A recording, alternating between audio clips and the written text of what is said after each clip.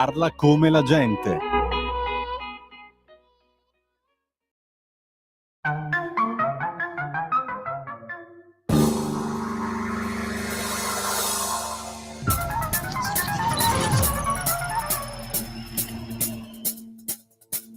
Va ora in onda Zoom, il drive time in mezzo ai fatti con Antonino Danna.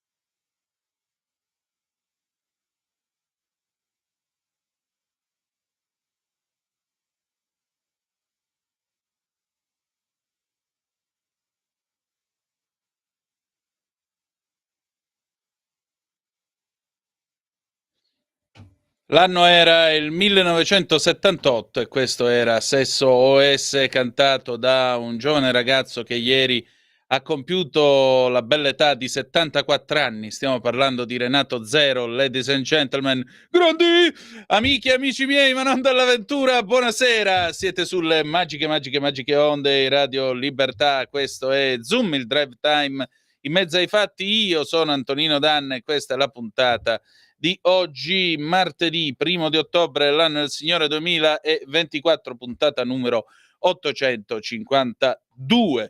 Cominciamo la nostra trasmissione, vi ricordo date il sangue, in ospedale serve sempre, salverete vite umane, chi salva una vita umana salva il mondo intero. Secondo appello, andate su radiolibertà.net, che non è più soltanto un sito che vi permette di informarvi su quello che è la radio, sulla sua attività e così via, ma è anche un quotidiano online, per cui, ladies and gentlemen, fesso chi non legge radiolibertà.net, perché vi perdete i liberamente del nostro direttore Giovanni Sallusti, vi perdete Vittorio Feltri, le firmissime, i giornali visti da Giulio Cainarca, i filmati, i video, è vero, le pillole e molto altro ancora. Per cui mi raccomando, andate in massa su radiolibertà.net.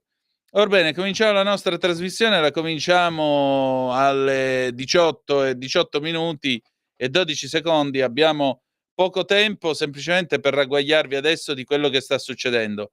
Signore e signori, intanto buon lavoro al nostro Lawrence D'Umbria, che finalmente vedo di persona qua in plancia comando, in quel di Via Bellerio. Allora, il mondo trattiene il fiato perché sapete che questa mattina gli americani hanno avvisato Israele, l'Iran attaccherà nelle prossime ore e sarà un attacco molto probabilmente missilistico. L'ANSA, che sta coprendo ovviamente minuto per minuto quanto ciò accade, alle 17:26 ha riferito di un forte boato percepito a Tel Aviv, mentre invece la BBC alle 17:47, quindi poco meno di 40 minuti fa, ha battuto la notizia che nell'Israele centrale sono suonate le sirene che preannunciano l'allarme aereo, preavvisando di un possibile lancio di missili. Per il momento non si sa ancora altro, per il momento non c'è altro.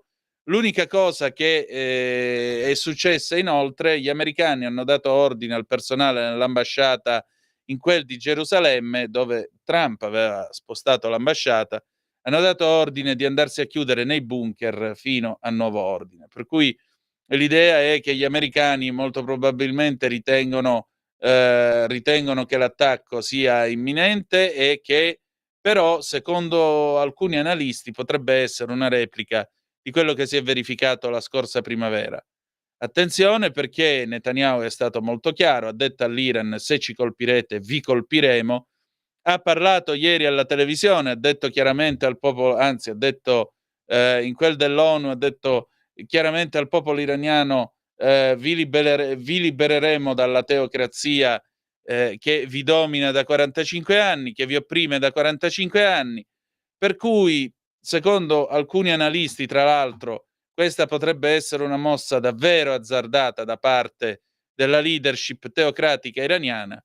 Quindi siamo proprio lì per vedere un altro di quei punti di svolta della storia, l'imminenza dei fatti che diventano non più cronaca ma storia, e che studieranno e che ricorderemo tra 20, 30, 50 anni. Potremo dire: noi c'eravamo. Ma adesso, signore e signori, è il momento di Qui Parlamento. Qui Parlamento.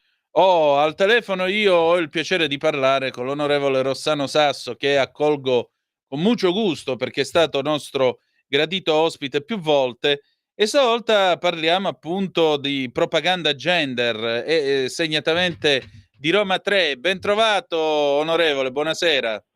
Buonasera a tutti. Allora, mi spiega un po' che cosa sta facendo sotto questo profilo?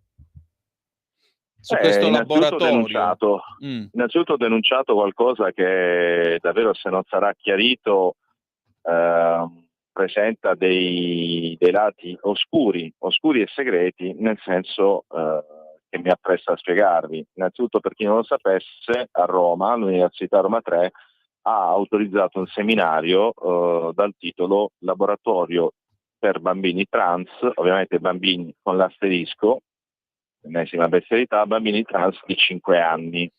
Allora, al netto di tutto, al netto delle sensibilità di tutti, a me è sembrata, non solo a me, perché per fortuna, almeno in questo caso, la voce della Lega non è rimasta l'unica, ma anche altri alleati del centrodestra si sono fatti sentire.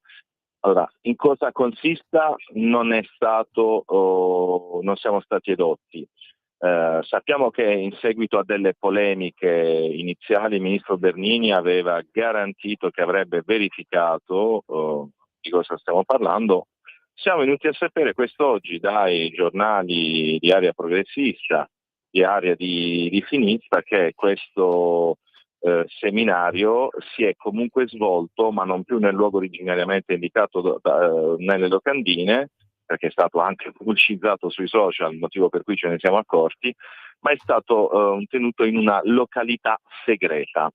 Allora dico io, cosa hanno da nascondere, ma soprattutto come si può pensare di parlare a bambini di determinate tematiche, perché poi non è chiaro se hanno affrontato questo laboratorio in presenza di bambini, in presenza dei genitori, se possono esistere dei bambini trans a 5 anni, perché anche questa cosa ha generato più di un interrogativo. Ecco, tutto questo avviene in una settimana in cui alcune associazioni di estrema sinistra, centri sociali, poi unitamente ai sindacati CGIL, ai partiti PD e Movimento 5 Stelle, ma soprattutto alla madre di tutte le associazioni LGBT, cioè l'Arcigay, hanno pensato bene di contestare in alcune piazze italiane un atto democraticamente votato e che porta la mia prima firma, con una semplice risoluzione in commissione dove si dice che va bene l'educazione sessuale, però ad adolescenti, non a bambini di 6 anni, se fatta con dei paletti molto chiari, con il consenso dei genitori,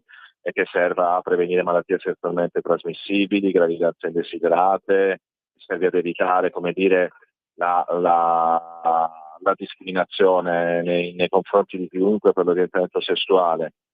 Questi mi hanno contestato attaccando la Lega, attaccando me che avevo presentato questa legge, mi hanno dato dell'omofobo, quando io voglio semplicemente, e questo l'ho messo nero su bianco per la prima volta nella storia della Repubblica in un documento approvato ufficialmente alla Camera dei Deputati, voglio tenere semplicemente fuori l'ideologia gender. E apriti cielo, e in questa settimana si viene a scoprire, dedicato questo pensiero a tutti quelli che dicono che l'ideologia gender non esiste e non c'è un tentativo da parte di una minoranza però molto ben organizzata e molto potente di portare determinate tematiche.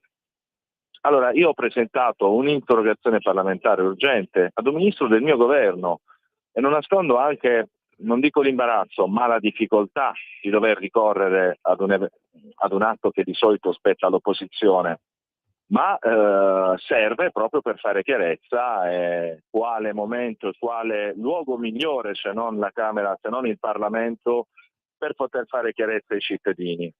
Non mi fermo, la Lega non si ferma su questo, perché se qualcuno pensa di utilizzare la sacrosanta lotta alle discriminazioni come cavallo di Troia per nascondere aspetti fortemente ideologici, allora si sbaglia di grosso. Mi sembra giusto, ma d'altronde mi scusi, io non riesco davvero a capire il senso dell'espressione bambini trans. Come fa un bambino a 5 anni a essere trans?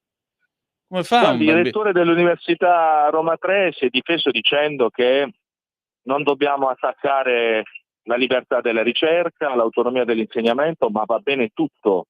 Però io avrò anche il diritto di sapere, visto che se fosse stato un laboratorio organizzato da chi che sia, mi avrebbe sicuramente infastidito, ma non avrebbe destato il mio interesse, ma poiché su queste locandine c'è il logo dell'Università Roma 3, che è un'università comunque statale, che è un'università comunque pagata con i soldi di tutta la collettività, avrò il diritto di sapere in cosa consiste questa libertà della ricerca scientifica.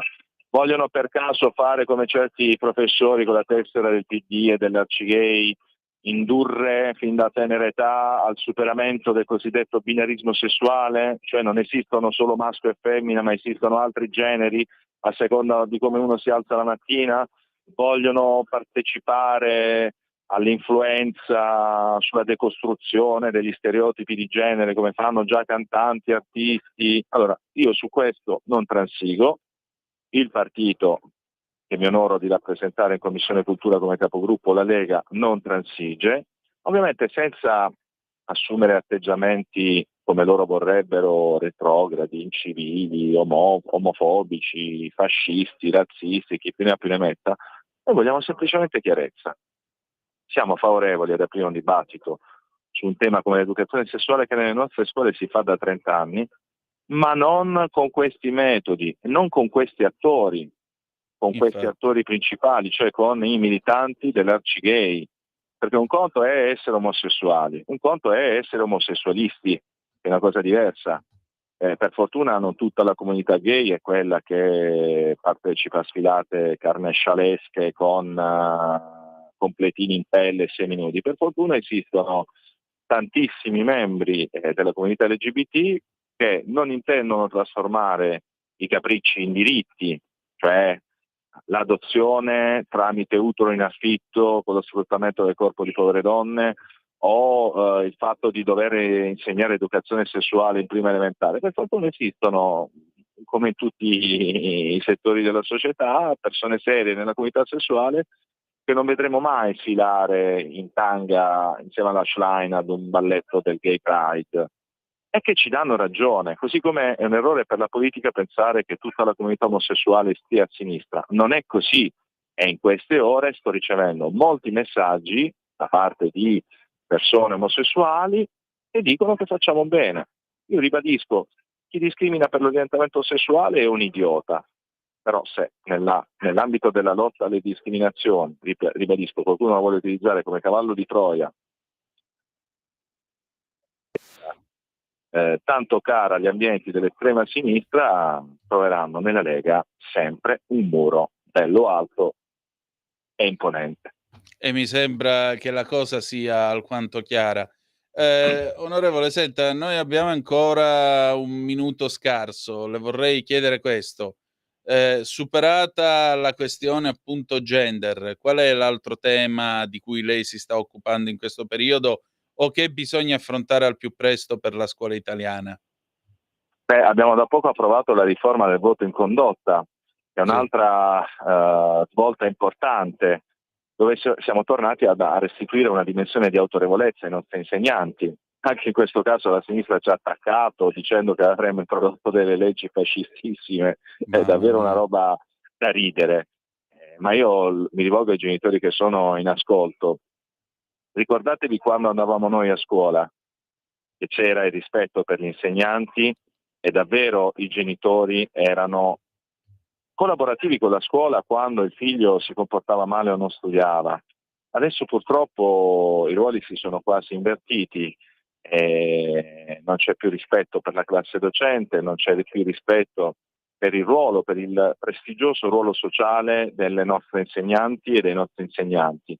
Ecco, noi vogliamo continuare su questa strada. La Lega, grazie al ministro Valditara, grazie ai propri parlamentari, deputati e senatori, sta facendo in modo che la scuola possa essere un ambiente sereno dove le regole vengono rispettate e dove il principio dell'autorità, che è un principio cardine della nostra democrazia, non venga sbeffeggiato da chi magari occupa con 2K, sfascia tutto con una bandiera rossa in mano e poi magari pretende che i danni ricadano sulla collettività. Anche questo ci ha visto protagonisti con la riforma del voto in condotta. Da questo momento in poi chi rompe paga e fa progetti di cittadinanza solidale dove magari acquisisce un po' più di coscienza critica e impara a rispettare le cose che sono di tutti. Meglio così, insegniamogli l'educazione anche così. Grazie. Grazie a voi e buona serata. Buona serata. Adesso pausa e poi Daniele Silvestri con Monetine 2008. Sigla. Qui Parlamento.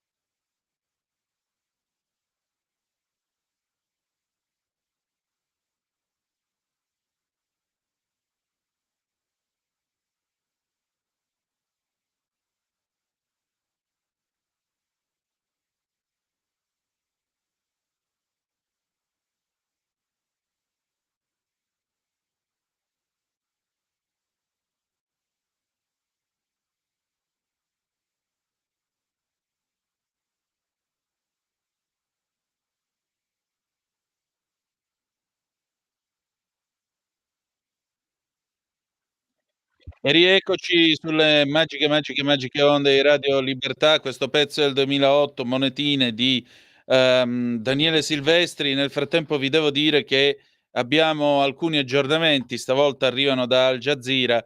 C'è stato un attentato a Tel Aviv, a quanto pare, un attentato, una sparatoria, e c'è un certo numero, a number of, dovrebbe essere una quantità di vittime, significa che saranno probabilmente 6-7, una decina, forse anche di più. Comunque, tra un po' vedremo che cosa riferirà Al Jazeera su questo. Inoltre, le autorità mediche di Jaffa, sempre in Israele, hanno dichiarato lo stato d'emergenza dicendo che ci sono state almeno 10 vittime, ma non è chiaro quanti sono i morti e quanti siano i feriti. Al Jazeera riferisce di aver ricevuto un video nel quale si vede una quantità di persone che sono a terra e sembrerebbero senza vita lungo i binari della ferrovia in quel di Jaffa, anche perché i treni si sono fermati da un po' al calar del sole. Sapete che Israele è un'ora avanti rispetto a noi, e questo perché i treni sono stati fermati per misura di sicurezza, per precauzione, in attesa dell'attacco iraniano. Quindi questo è quello che sta succedendo in questi minuti. La BBC anch'essa ha riferito della sparatoria in quel di Tel Aviv, ma non c'è altro per adesso. CNN non dice nulla su questo. Comunque vi posso dare da Al Jazeera breaking news. Le breaking news sono due: ci sono almeno 10 vittime, non sappiamo quanti feriti e quanti morti a Jaffa per effetto di un attentato, e poi c'è questa notizia di circa, che ora si è fatta? Sì, 17:21, di circa un quarto d'ora fa, di una sparatoria che sarebbe avvenuta a Tel Aviv, e pare ci siano delle vittime. Va bene. Mentre le cose procedono, noi naturalmente vi terremo aggiornati minuto per minuto. 340 670 9659 se volete mandare le vostre zappe, e naturalmente se volete mandare i vostri WhatsApp anche audio a commento delle notizie, a commento anche del faccia a faccia che sta per cominciare adesso. Avete ascoltato Monetine, e in Monetine Daniele Silvestri parla del ponte sullo Stretto di Messina. Ne parlava ieri Felice Manti con un pezzo degno di Dino Buzzati, dei grandi reportage del Corriere degli anni 60, perché un pezzo che è veramente letteratura, e lui è stato a sentire tutte le famiglie che stanno subendo già e hanno già ricevuto gli avvisi di esproprio del terreno e delle proprietà, questo per la costruzione naturalmente del ponte. Insomma, si comincia a fare sul serio. È notizia di ieri che è arrivata già a Salerno la talpa che scaverà le gallerie del primo tratto dell'alta velocità Salerno-Reggio, da Salerno fino a Romagnano, per chi è pratico, dopo Sala Consilina, per capirci. Va bene. Io ne ho parlato con Felice Manti. Cambierà qualcosa nel Sud Italia? Le mafie saranno battute dal ponte? A saperlo. State a sentire che cosa mi ha detto.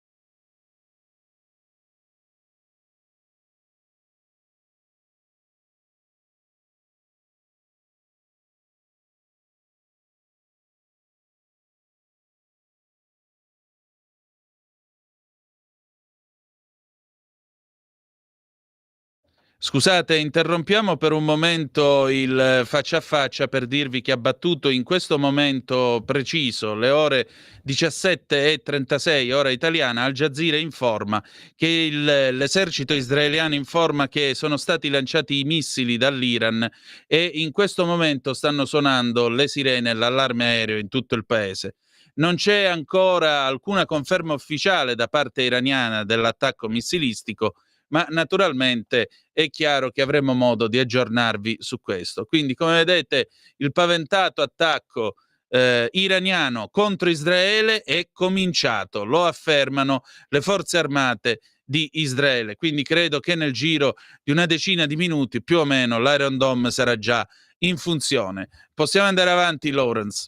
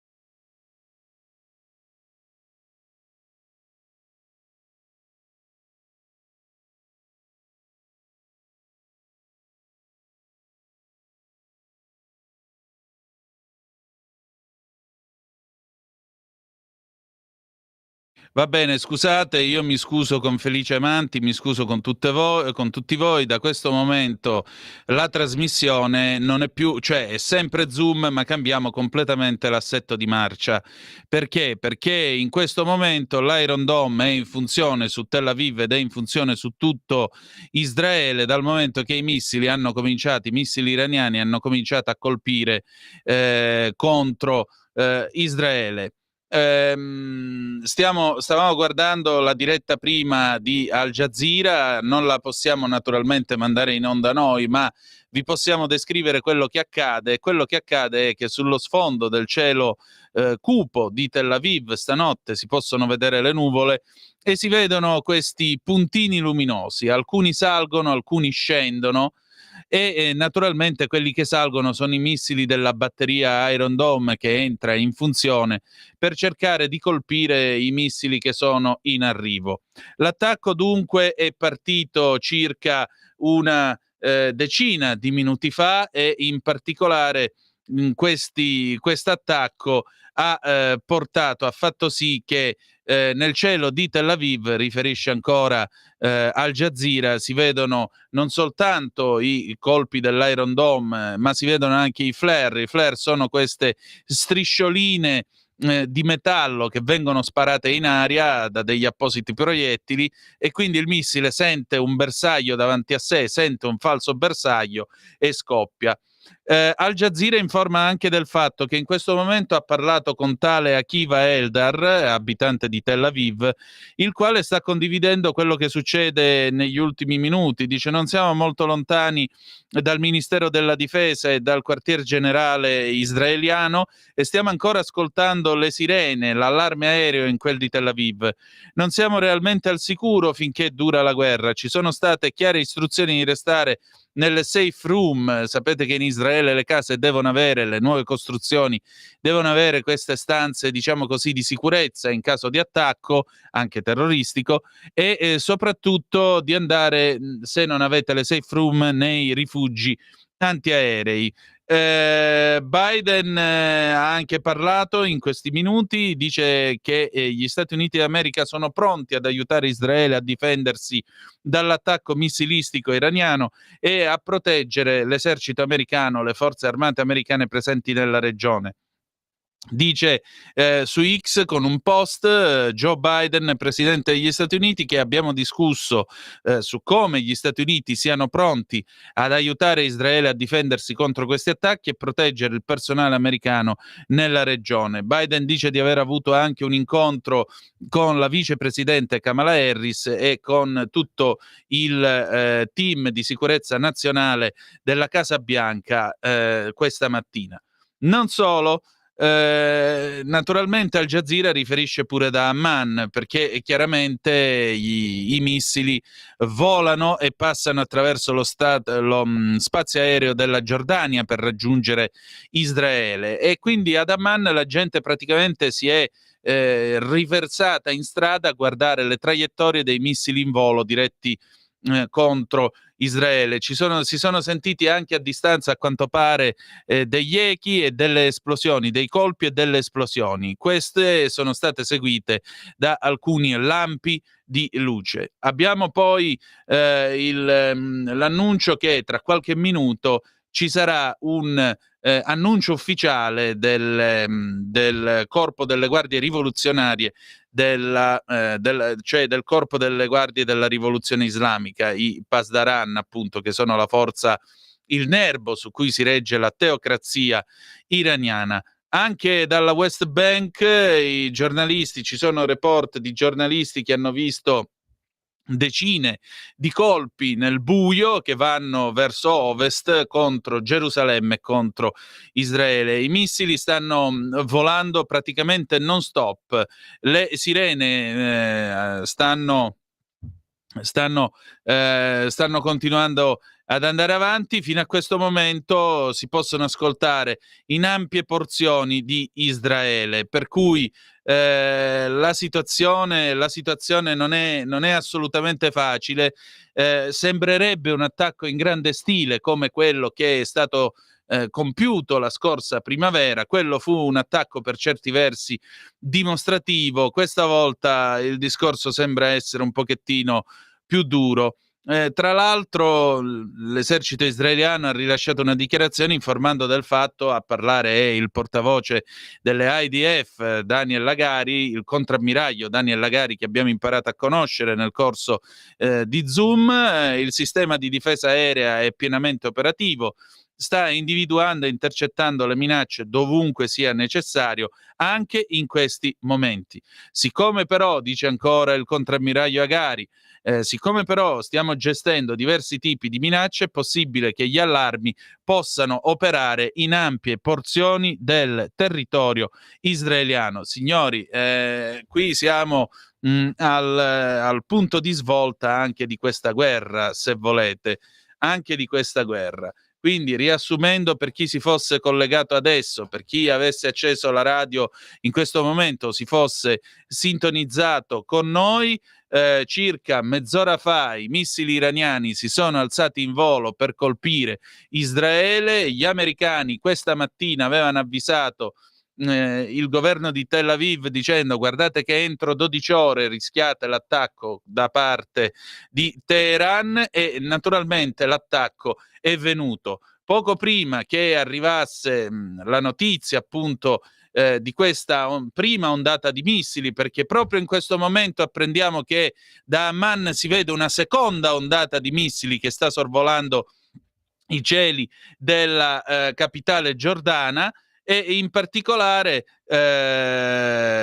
il fatto è che la prima ondata è andata, adesso siamo alla seconda che sta sorvolando, vi dicevo, i cieli della capitale giordana. Il ministro delle finanze israeliano di estrema destra scrive sui social media: Gaza, Hezbollah e il Libano, nonché l'Iran, si pentiranno di questo momento. Quindi, ricapitolando, mezz'ora fa è cominciato l'attacco dell'Iran contro Israele, si sono alzati in volo i missili, è partita una prima ondata di missili che è stata diretta contro tutto il territorio israeliano, perché le sirene sono suonate su tutto il territorio di Israele. Da Al Jazeera apprendiamo che a Tel Aviv le sirene antiaeree stanno suonando ancora, e apprendiamo in questo momento che da Amman, quindi dalla Giordania, che con il suo spaziaereo si trova proprio in mezzo alla rotta che i missili devono seguire per colpire il territorio di Israele, ecco, apprendiamo che c'è una seconda ondata in questo momento in volo diretta contro Israele. Abbiamo una telefonata? Sì, pronto, chi è là? Eccomi, Michele Caruso. Michele, c'è la guerra in corso, dimmi una cosa veloce su sta guerra, e per stasera siamo un po' impegnati. Un saluto da Bless Oblige. Come ça va? Tutto bien? Sì, abbastanza. Ecco. Dunque, Zoom, il drive time in mezzo ai fatti con te, Antonino Danna, su Radio Libertà, la Talk Radio. Vorrei ricordare che questa trasmissione è molto interessante, gradevole, di approfondimento, ha ricevuto il premio come riconoscimento, il microfono d'oro, meritatissimo. Se posso fare il mio punto, se mi dai un minuto di orologio svizzero. Sì, anche perché in questo momento l'IRNA, l'agenzia stampa iraniana, ha confermato il lancio di missili dall'Iran contro Israele, per cui è meglio se lo fai domani il punto, Michele, ti chiedo scusa. Allora posso andare su questa notizia dell'Iran? Cosa vuoi dire? Veloce.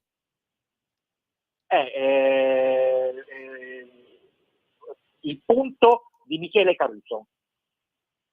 Dunque, Teheran sarebbe pronta a lanciare la sua risposta contro Israele. Secondo funzionari americani sentiti dal giornalista israeliano del sito Axios, Barak Aviv, l'Iran sarebbe pronto a lanciare un attacco missilistico contro Israele nel breve periodo. La stessa fonte ha riferito che gli USA stanno contribuendo attivamente ai preparativi militari per difendere Israele da questo attacco iraniano. Un attacco militare diretto dall'Iran contro Israele, conclude il funzionario, avrebbe conseguenze disastrose per l'Iran. Sempre secondo gli Stati Uniti, il raid che dovrebbe Ecco, appunto, il fatto è che l'attacco è in corso, i missili sembrerebbero essere 102, riferisce il Corriere della Sera, almeno per questa prima ondata. Grazie Michele, ci risentiamo domani.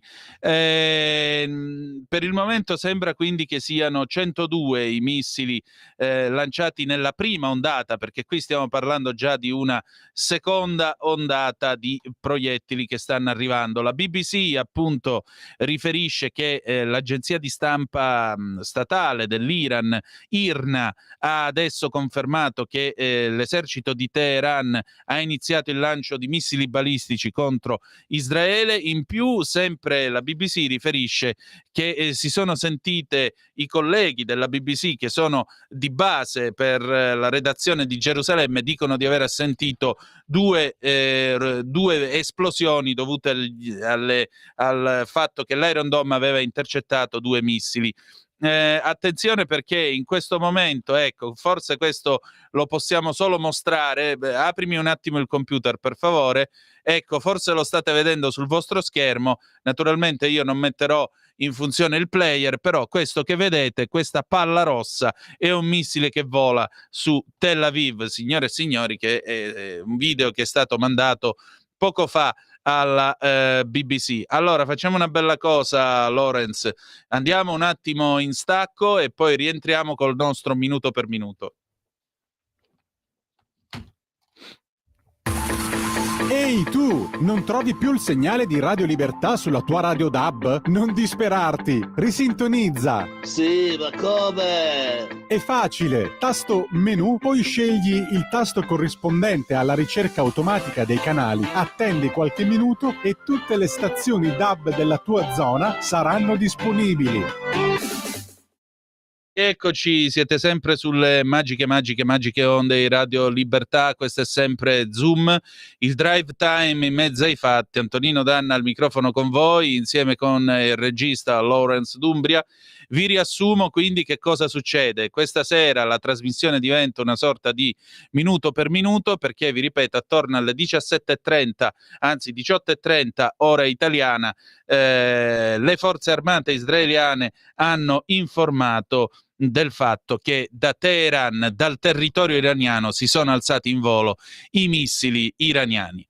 Questo attacco è un attacco che gli Stati Uniti d'America, con circa 12 ore di preavviso, avevano annunciato al governo israeliano, e nel corso della giornata infatti Israele si è preparato dando soprattutto istruzioni ai civili di seguire appunto tutte le istruzioni di sicurezza dell'Home Command, quindi del comando, diciamo così, che riguarda le forze armate dell'esercito delle IDF, le forze armate di Tel Aviv, e in particolare abbiamo saputo, questo lo ha riferito sia la CNN che anche Al Jazeera, abbiamo saputo nel corso del pomeriggio che il Dipartimento di Stato americano aveva ordinato al personale dell'ambasciata americana in quel di Gerusalemme di andarsi a chiudere nei bunker dell'ambasciata fino a nuovo ordine. Questa notizia io tra l'altro l'ho letta più o meno quando sono arrivato qui in redazione verso le 17:30 ora italiana.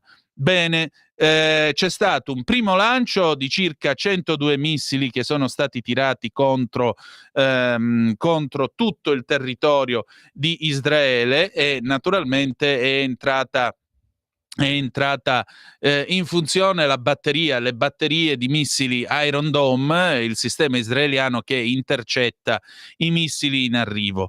Oltre a questo, però, sappiamo da Al Jazeera, sappiamo che mentre a Tel Aviv stanno ancora suonando le sirene dell'allarme antiaereo, sappiamo inoltre che dei cittadini di Amman, ha riferito Al Jazeera, hanno visto una seconda ondata di missili diretta contro il territorio di Israele, perché da Amman si muovono verso occidente, andando verso occidente vanno a colpire la zona tra Gerusalemme e Tel Aviv. Per cui una prima ondata, 102 missili stimati, ora c'è questa seconda ondata. Proprio un minuto fa Al Jazeera ha informato del fatto che il lancio di missili sta continuando, e in particolare le forze armate israeliane hanno invitato i cittadini a restare nelle aree protette, che siano le cosiddette safe room o che siano i rifugi antiaerei, e vi garantisco che mi sto sentendo strano nell'usare un'espressione che pensavo relegata agli anni 40, invece vi stiamo raccontando una cosa che succede in questo momento, amici e amici miei, ma non dall'avventura, fino a nuovo ordine. Le forze armate di Israele hanno chiesto ai cittadini di restare nelle safe room e nei rifugi antiaerei fino a nuovo ordine. Ancora la dichiarazione che è stata rilasciata dalle forze armate israeliane è: le esplosioni che voi ascoltate arrivano sia dal fatto che l'Iron Dome riesce a intercettare i missili che dalla loro eventuale caduta.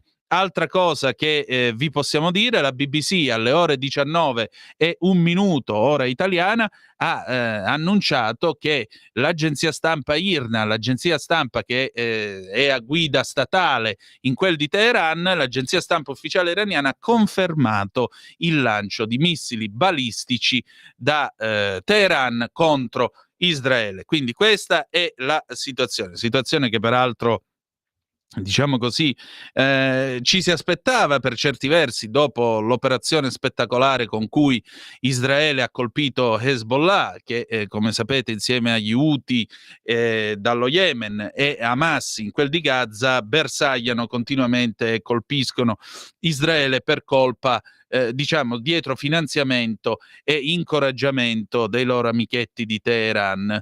Dopo la morte di Hassan Nasrallah, il leader di Hezbollah, che è stato ucciso in un'operazione mirata delle forze armate israeliane, Teheran aveva annunciato che ci sarebbe stata una vendetta e aveva annunciato che Israele avrebbe pagato il prezzo di questa azione. Adesso c'è questo attacco e adesso bisogna capire che cosa succederà, perché Netanyahu, lo sapete, Benjamin Netanyahu, il primo ministro israeliano, è stato molto chiaro in quel dell'ONU, parlando allo scranno vuoto dell'Iran, aveva detto però: se voi ci colpirete, noi vi colpiremo. E a questo punto credo proprio che qualcosa succederà. Inoltre sapete che Netanyahu aveva promesso agli iraniani che presto il regime teocratico di Teheran sarebbe caduto. 12 secondi fa, sempre Al Jazeera, la Giordania ha sospeso in questo momento il traffico aereo e Israele invece ha ordinato la chiusura dello spazio aereo e si sono fermate tutte le operazioni presso l'aeroporto Ben Gurion, per cui da questo momento non ci sono o non dovrebbero esserci voli civili negli spazi aerei sia di Israele che della Giordania, per cui da questo momento la parola evidentemente non sarà soltanto affidata come ci si può immaginare ai missili, ma evidentemente la parola potrebbe essere affidata a questo punto ai caccia dell'aeronautica di Tel Aviv. E siccome non è diciamo così una scusa, ma siccome non mi pare che Israele abbia bluffato fino ad ora, la risposta, come è stato promesso dal governo di Tel Aviv, sarà molto molto severa. Questa era stata la promessa fatta da Netanyahu. Quindi, riassumendo, la situazione, amiche e amici miei, ma non dell'avventura, questa sera è che siamo a un punto di svolta nella storia e mentre io vi parlo, mentre voi ascoltate questa trasmissione radiofonica o ci vedete sul canale 252 del digitale terrestre se avete una smart TV, oppure ancora se avete la possibilità di seguirci con la radio e così via, sappiate che è in corso l'attacco dell'Iran contro Israele. Il presidente degli Stati Uniti, Joe Biden, come vi abbiamo detto, ha promesso che Washington sarà a fianco del proprio alleato. C'è stato questo meeting tra il presidente degli Stati Uniti uscente, la vicepresidente Kamala Harris e naturalmente il National Security Team. Vi voglio leggere un post del sito della CNN di 12 minuti fa, Jeremy Diamond, che è l'inviato, il collega della CNN in loco, dice Jeremy Diamond è nell'Israele del Nord mentre i missili iraniani volano sul paese. Diamond ha aggiunto che i missili di stanotte potrebbero essere un'escalation rispetto a quanto abbiamo visto lo scorso mese di aprile. Le telecamere della CNN hanno anche ripreso almeno una dozzina di missili in volo su Tel Aviv. Le sirene sono suonate mentre il collega Jim Sciutto della CNN stava parlando a Tel Aviv. A un certo punto un missile è caduto non lontano da dove Sciutto stava tenendo la sua corrispondenza in diretta ed è andato a rifugiarsi insieme al suo team. Tra l'altro la CNN aveva pubblicato un'interessante analisi a proposito dell'attacco, perché chiaramente questo può essere molto compromettente per il regime di Teheran. Ma attenzione, ancora Al Jazeera, abbiamo il comunicato ufficiale delle guardie rivoluzionarie iraniane, dei Pasdaran.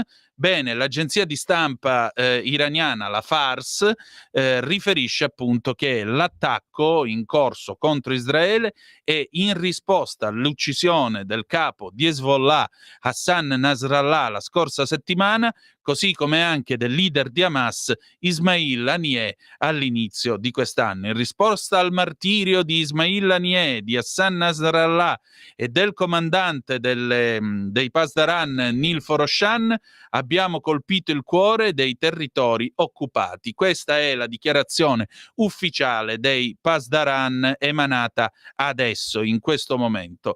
Non solo, la cosa però sembrerebbe finire qui, perché sempre Al Jazeera pubblica questo post in questo momento e dice: Teheran suggerisce che il suo attacco missilistico contro Israele sia terminato e avverte il governo israeliano contro l'eventuale vendetta o l'eventuale risposta che ha promesso.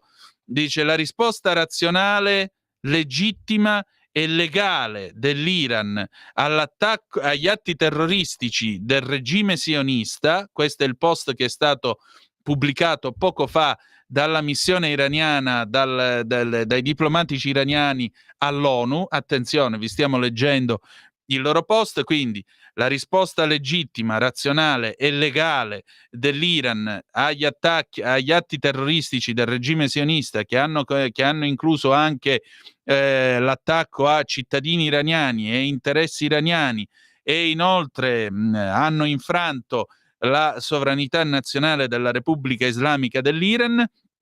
Bene, questi attacchi, questa risposta legittima dell'Iran è stata pienamente portata a termine. Quindi sembrerebbe, attenzione, sembrerebbe che dopo le 2 ondate di missili l'Iran abbia detto: ragazzi, questa roba l'abbiamo fatta perché non potevamo non vendicare la morte di Nasrallah, non potevamo non vendicare la morte di Haniyeh, l'ex capo di Hamas, e la morte dell'ex capo dei Pasdaran, però detto ciò la nostra è stata una risposta legittima, razionale e appoggiata dal diritto. Attenzione.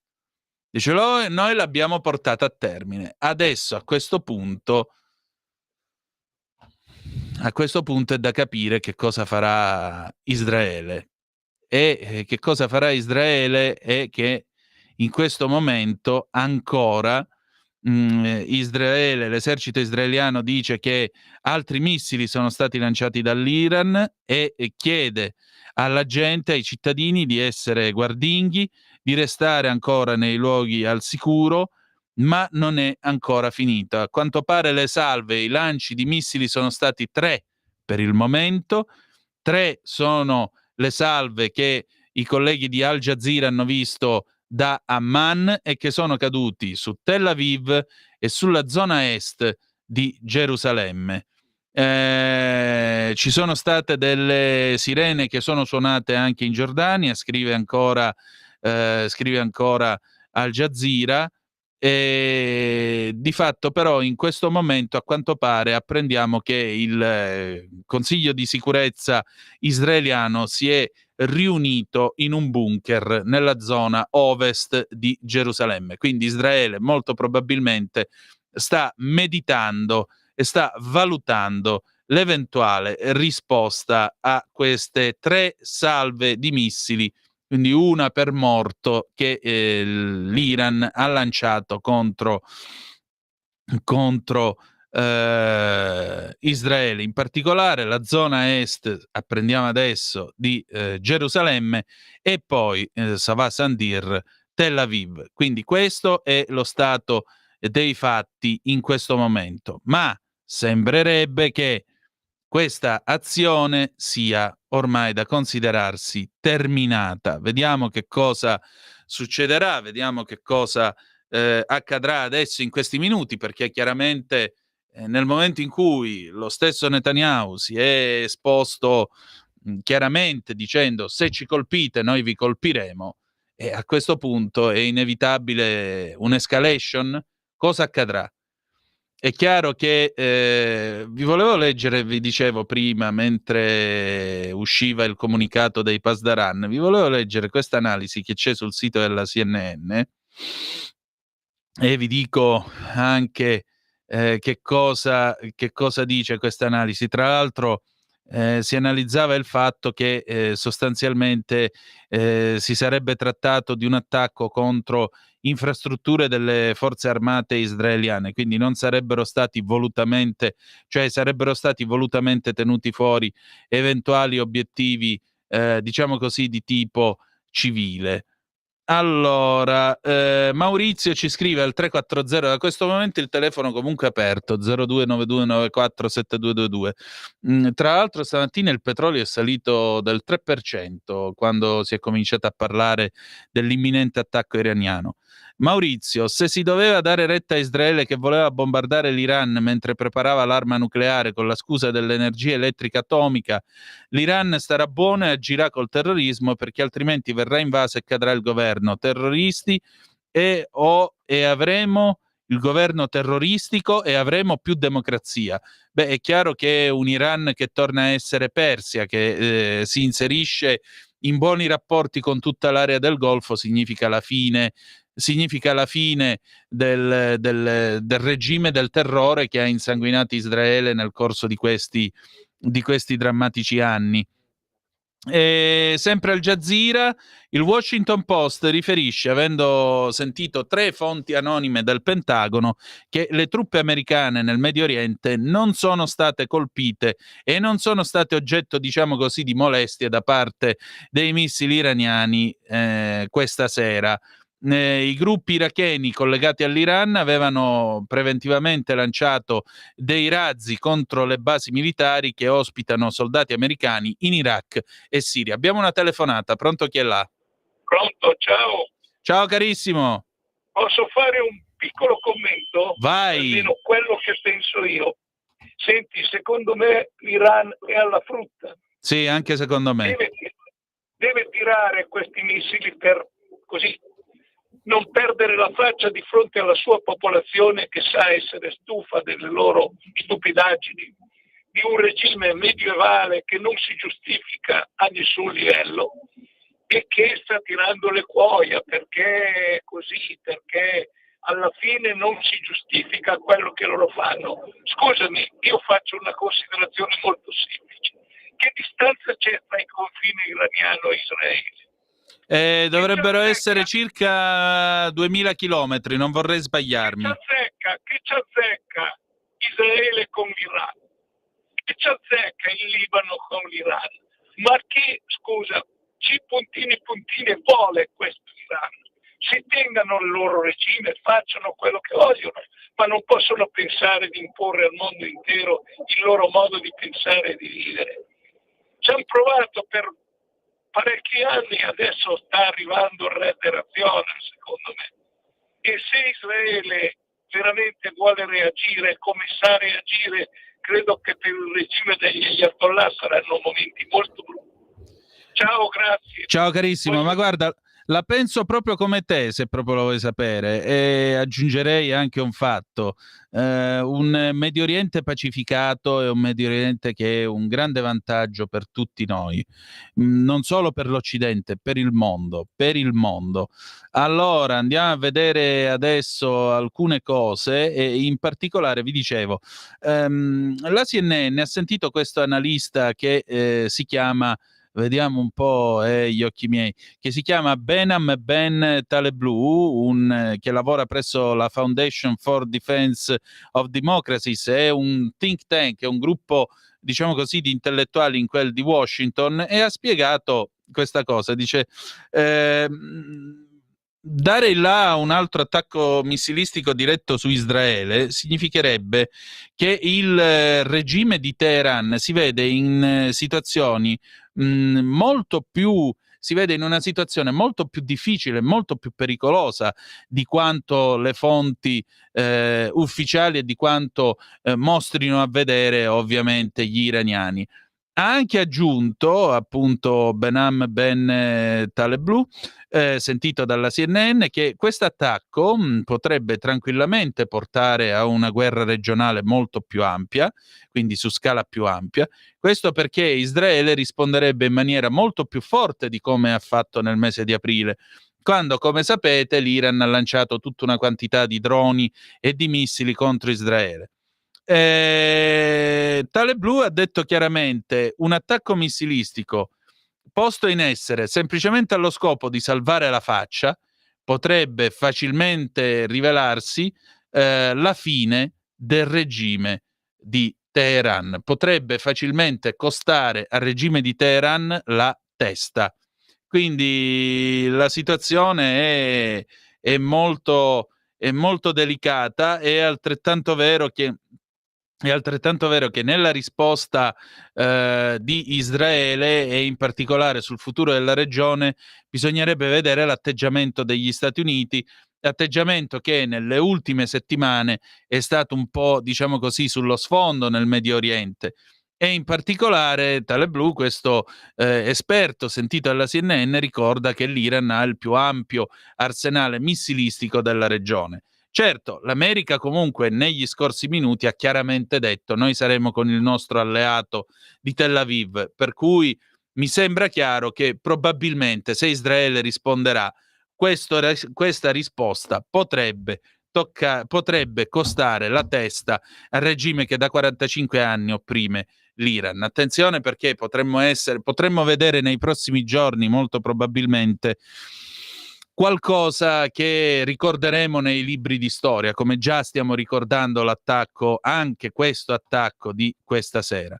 Ricordiamo quindi, attorno alle 18:30 c'è stato questo lancio, 3 ondate di missili contro... Ecco, in questo momento Biden ha ordinato alle forze armate americane di abbattere i missili iraniani, per cui non ci sono discorsi. Mi sembra abbastanza chiara la risposta americana e israeliana all'attacco di questa sera.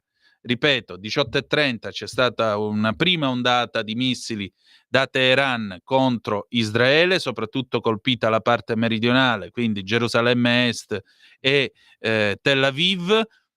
Sono state 3 ondate che sono state giustificate come vendetta per l'uccisione del comandante dei Pasdaran iraniani, ma anche per l'uccisione di Haniel, ex capo di Hamas, e l'uccisione di Nasrallah, il leader di Hezbollah, sempre ad opera di Israele nel corso di questi mesi di drammatica guerra che sta sconvolgendo il Medio Oriente. Oltre a questo, sappiamo che le truppe americane non sono state colpite dai missili iraniani, ma in questo momento il presidente degli Stati Uniti, Joe Biden, ha autorizzato le forze americane ad abbattere tutti i missili iraniani che dovessero andare contro Israele, per cui anche la contraerea americana adesso sta andando in appoggio all'Iron Dome israeliano. Nel frattempo le forze armate israeliane chiedono ai cittadini di restare per il momento o nei rifugi antiaerei o nelle cosiddette safe room. Questo accade ora alle 19:27 minuti, anzi 19:28 minuti e 2 secondi di oggi, 1° di ottobre 2024. Mancano 6 giorni appena al primo drammatico anniversario dell'attacco, dell'infame attacco di Hamas, che è costato 1.200 morti e 250 sequestrati, 250 ostaggi che a oggi Hamas non ha integralmente restituito a Israele, che hanno dato il là poi alla guerra che questa sera vive un altro momento di svolta. Sappiamo da Al Jazeera, vi ripeto, che ora il governo israeliano è riunito in un bunker a Gerusalemme Ovest, quindi in questo momento la palla è in campo israeliano e vedremo quale sarà la risposta israeliana contro questo attacco di questa sera.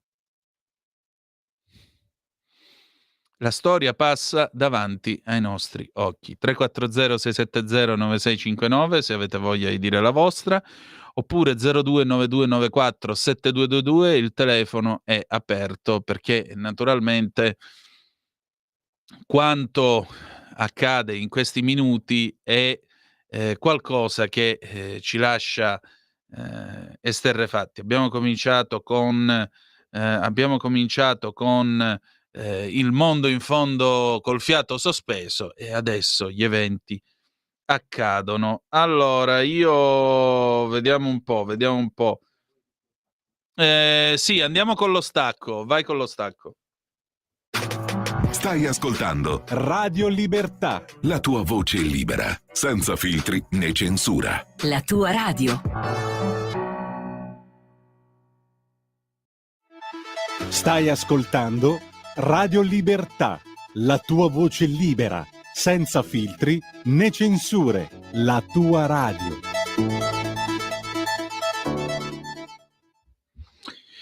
Ecco, e rieccoci, le 19:30 minuti in questo momento, 30 minuti e 22 secondi sulle magiche onde di Radio Libertà.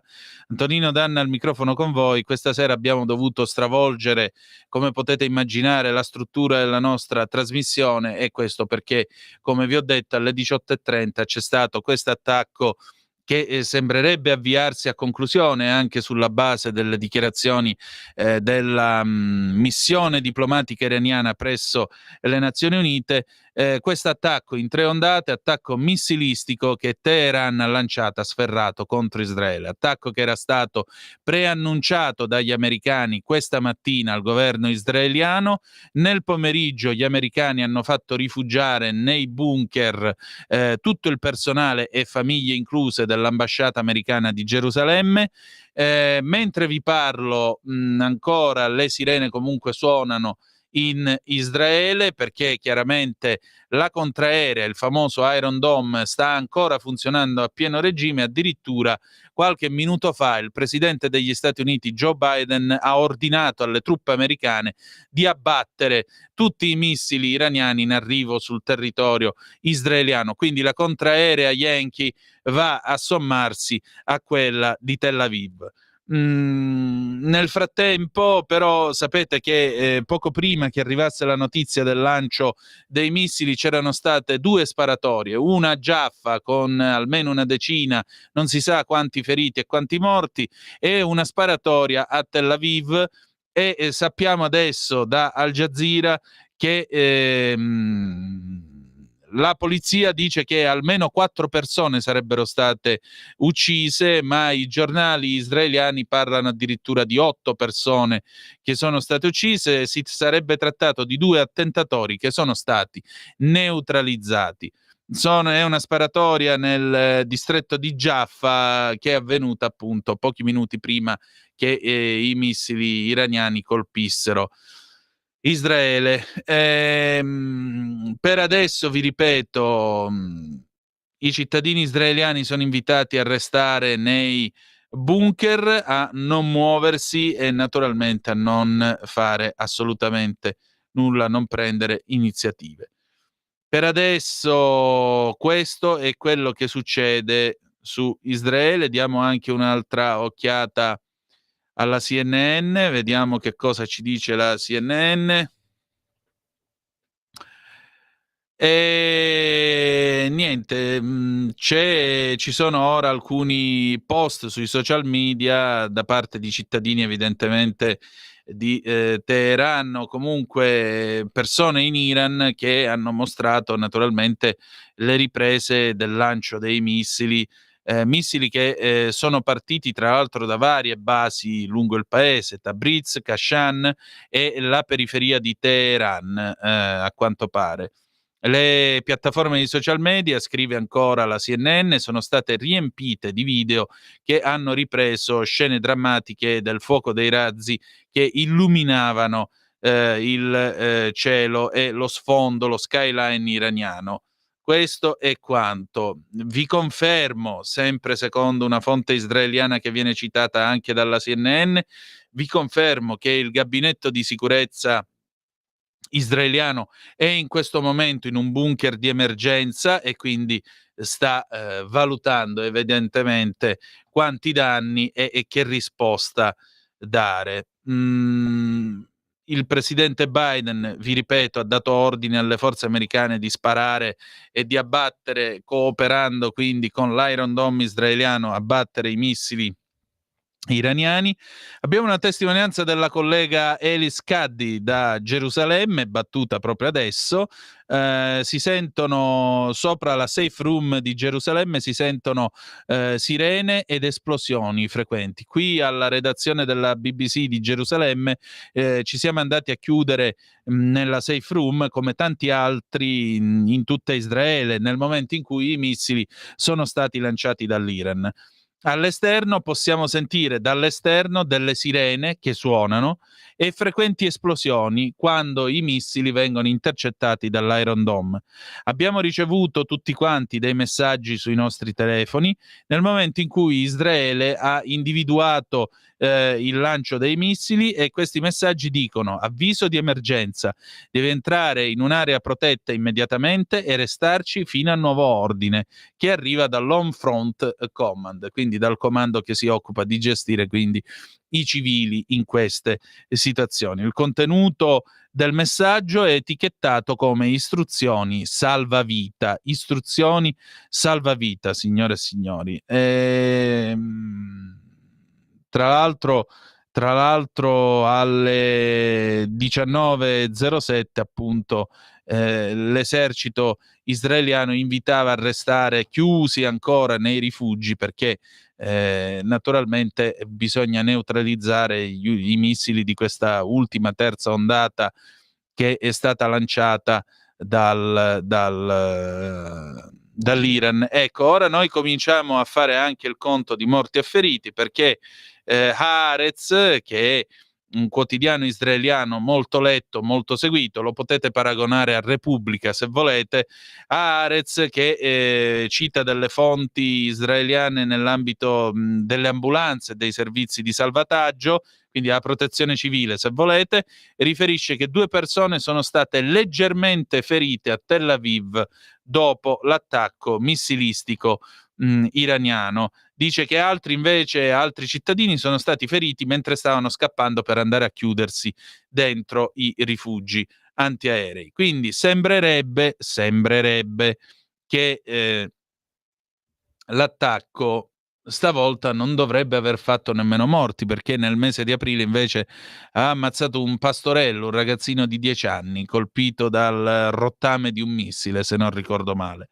Quindi stavolta ci sarebbero solo dei feriti leggeri in quel di Tel Aviv e questi feriti leggeri, non gravi, si sarebbero semplicemente feriti mentre scappavano per andarsi a chiudere dentro i rifugi antiaerei. Voglio segnalarvi però Noemi Di Segni, la presidente dell'UCEI, dell'Unione delle Comunità Ebraiche Italiane, che ha detto, dice: "Il mondo si unisca a Israele, la nostra è una guerra di libertà", ed è stato un lungo intervento che ha tenuto nel corso di Pop Economia Rumore, la trasmissione condotta dalla nostra Alessandra Mori, che ci precede di circa un'oretta. Ecco, io vi invito ad andare a rivedere l'intervento della Disegni, anzi, Lorenz, facciamo una bella cosa, visto che la situazione sembrerebbe essersi calmata, prova a recuperare l'intervento della Disegni da Pop Economia Rumore di oggi pomeriggio e lo mandiamo brevemente in onda, perché certamente è un contributo anche alla riflessione, se volete, su quello che è avvenuto questa sera nel corso della nostra messa in onda. È un modo anche per riflettere su quella che può essere la reazione israeliana, perché a questo punto Israele. Perché la premessa e la promessa di Netanyahu è stata molto chiara: "Se ci colpirete, noi vi colpiremo". E infatti in questo momento sta parlando il portavoce delle forze armate israeliane, il contrammiraglio Daniel Hagari, dice sempre Al Jazeera, e ha appena detto che le forze armate di Israele sono pienamente preparate a difendere e reagire all'attacco iraniano, sottolineando che la risposta arriverà a tempo de sentiamo un estratto appunto dell'intervento di Noemi Di Segni questa sera a Pop Economia Rumore. Guarda, manda pure Lorenz, non ti preoccupare, vai.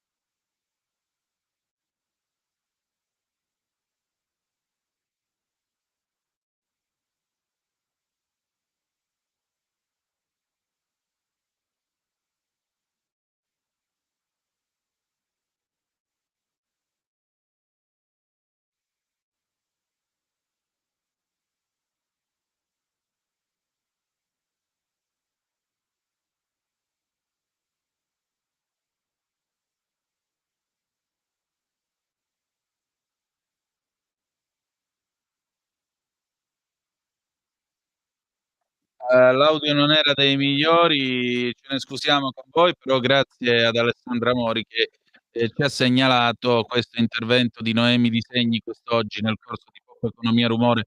E questo aggiunge, se permettete, anche un altro tema alla nostra discussione, a quello che vi stiamo raccontando dalle 18:30, quando c'è stata questa ondata di 3 lanci di missili, o meglio 3 ondate di missili, dall'Iran contro Israele, e la risposta, dell'Iron Dome israeliano, adesso coadiuvato anche dalle batterie antimissile dell'esercito americano, che è stata autorizzata a intervenire dal presidente Joe Biden.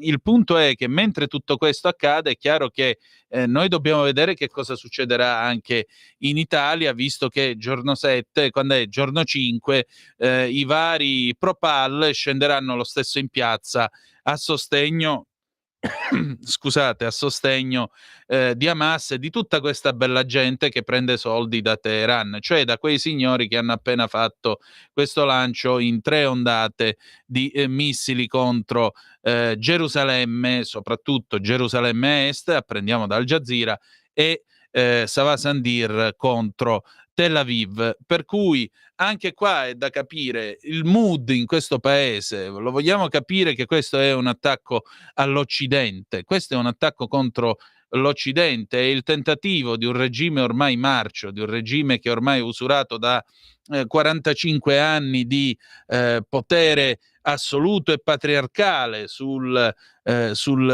popolo iraniano. Beh, e questo regime ormai si spara le ultime cartucce. Ma la domanda adesso è: dopo questo tentativo, dopo questo lancio di missili, cosa farà Israele? E qui,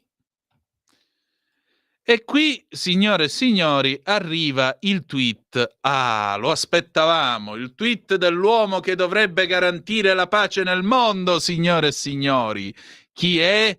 È il segretario delle Nazioni Unite, Antonio Guterres, il segretario generale, che dice: io condanno l'allargamento del conflitto nel Medio Oriente con escalation dopo escalation. Questo si deve fermare. Noi abbiamo assolutamente bisogno di un cessate il fuoco. Immagino ne abbia bisogno anche la UNRWA, cioè l'agenzia ONU per i rifugiati palestinesi, che aveva i contatori allacciati con i tunnel di Hamas, e alcuni operatori di questa agenzia, che si presume dovrebbero garantire un futuro di pace alla loro gente e una soluzione a due stati, erano tra gli assassini del 7 di ottobre 2023. Lei è proprio la persona giusta al posto giusto nel momento giusto per tutelare la pace mondiale, signor Gutierrez. Lei, per usare un'espressione di Marcello Marchesi che risuonava molto meglio in bocca a Virnalisi, ma la useremo anche per lei, con quella bocca può dire ciò che vuole, ma va bene, benissimo. Le 19:46 minuti in questo momento, anzi 47 minuti in questo momento, sulle magiche onde di Radio Libertà. Abbiamo ancora 8 minuti per raccontarvi quello che è successo questa sera, poi domani avrete Giulio Cainarca alle 7:30 con la rassegna stampa, Sava Sandir, che con Giulio Cainarca avrete modo di vedere tutte le analisi che saranno sviluppate nel corso della notte. Io nei prossimi giorni avevo già preparato insomma un'intervista. Nei prossimi giorni torneremo a Tel Aviv e vi faremo sentire un po' il mood, la situazione, anche perché vogliamo capire che cosa succederà adesso.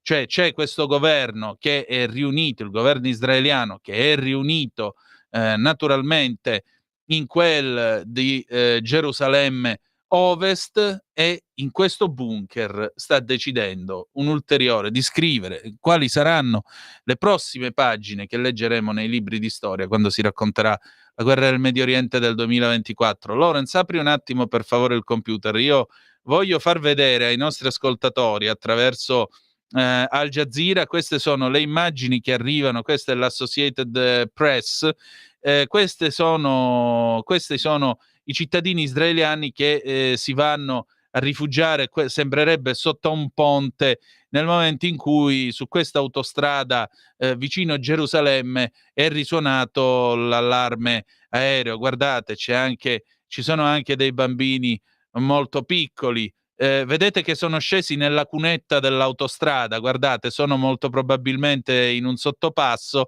sono andati a rifugiarsi direttamente nella cunetta dell'autostrada, e questi sono i missili iraniani in caduta, la parte alta della fotografia, e l'altro è l'Iron Dome dal basso che reagisce e li neutralizza, garantendo la sicurezza di Askelon. Qui siamo in quel di Askelon. A Beirut, tanto per non farci mancare niente, Dorsa Jabari per Al Jazeera riferisce da Beirut che la gente qui sta festeggiando.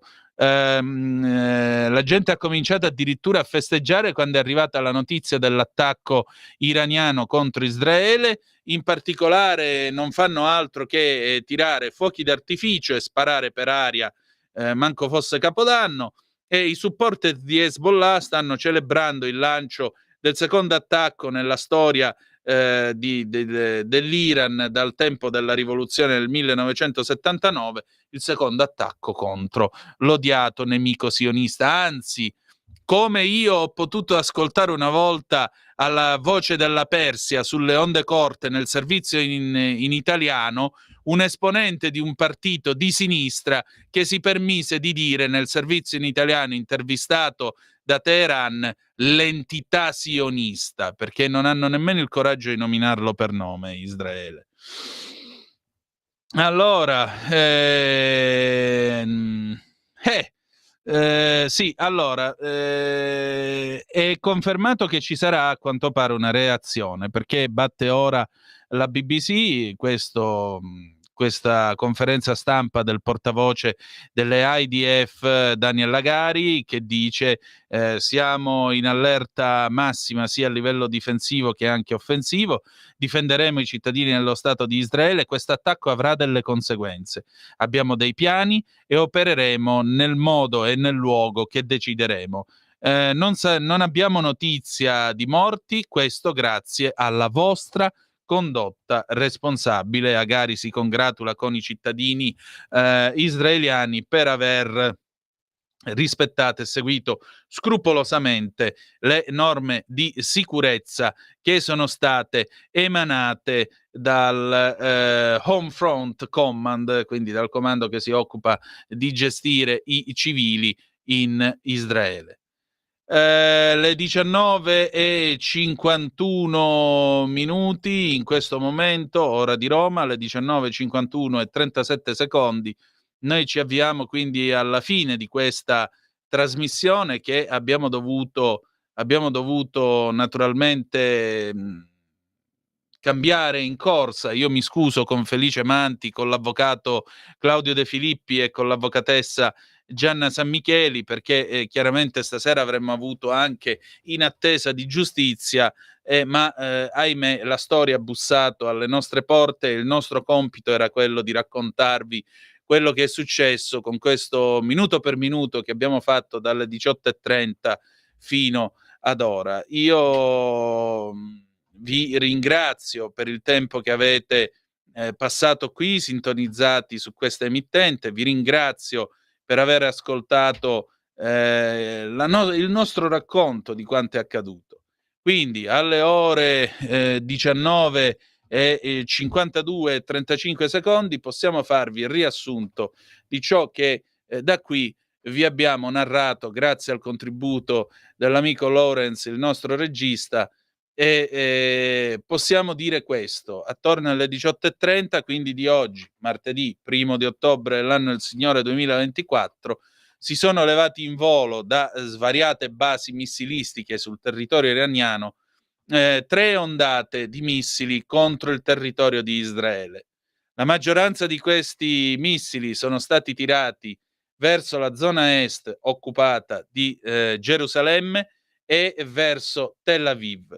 È entrato in funzione il sistema Iron Dome, sistema che negli ultimi 30 minuti, nell'ultima mezz'ora, è supportato anche dalla contraerea americana, perché il presidente degli Stati Uniti Joe Biden ha confermato la presenza e il supporto americano nei confronti dell'alleato israeliano, e in particolare al momento non si segnalano morti sul territorio di Israele, soltanto dei feriti lievi in quel di Tel Aviv. Mentre stavano per arrivare i missili iraniani sul territorio israeliano, a Tel Aviv, nel distretto di Jaffa, 2 attentatori sono entrati in azione. Si parla di circa, la polizia dice 4 morti, ma i giornali israeliani dicono almeno 8. Questo è quello che è accaduto. Vi lascio con quest'ultimo aggiornamento che arriva dal segretario della difesa americano Lloyd Austin, che ha detto al ministro della difesa israeliano Yoav Gallant: Washington ha aumentato la preparazione delle proprie forze armate nella zona proprio in previsione dell'attacco iraniano.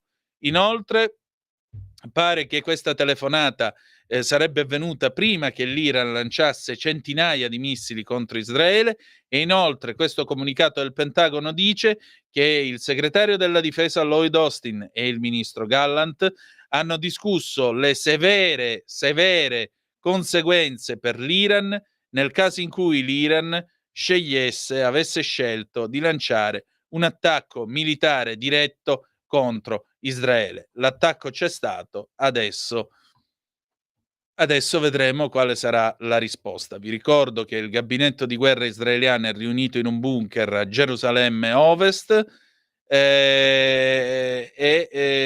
vi confermo, perché lo batte ora la BBC, vi confermo che non ci sono in questo momento in Israele, mentre vi parlo, notizie né di morti né tantomeno di feriti gravi. Al momento, dice un portavoce del Magen David Adom, quindi i servizi d'emergenza israeliani, non ci sono notizie di feriti per effetto dell'attacco contro Israele, eccetto per 2 feriti lievi per degli shrapnel, per dei colpi che sono caduti nell'area di Tel Aviv, e altri feriti di minor conto a livello nazionale che si sono fatti male sostanzialmente mentre scappavano per andarsi a rifugiare, così come casi di attacchi d'ansia. Se ci saranno ulteriori aggiornamenti, chiaramente domani saprete. Bene, noi abbiamo finito qua, grazie per essere stati a seguire questa diretta che naturalmente vi ha raccontato quanto è accaduto questa sera in Medio Oriente. Domani alle 7:30 Giulio Cainarca per le analisi e per la rassegna stampa. Noi ci salutiamo con Mino Reitano, Gente di Fiumara, 1969. Alle 20 adesso Aria Fritta, proviamo anche a fare un sorriso distensivo. Grazie per essere stati con noi e ricordate che malgrado tutto, the best is yet to come, il meglio deve ancora venire. Vi ha parlato Antonino Danna, buonasera. Avete ascoltato Zoom, il drive time in mezzo ai fatti.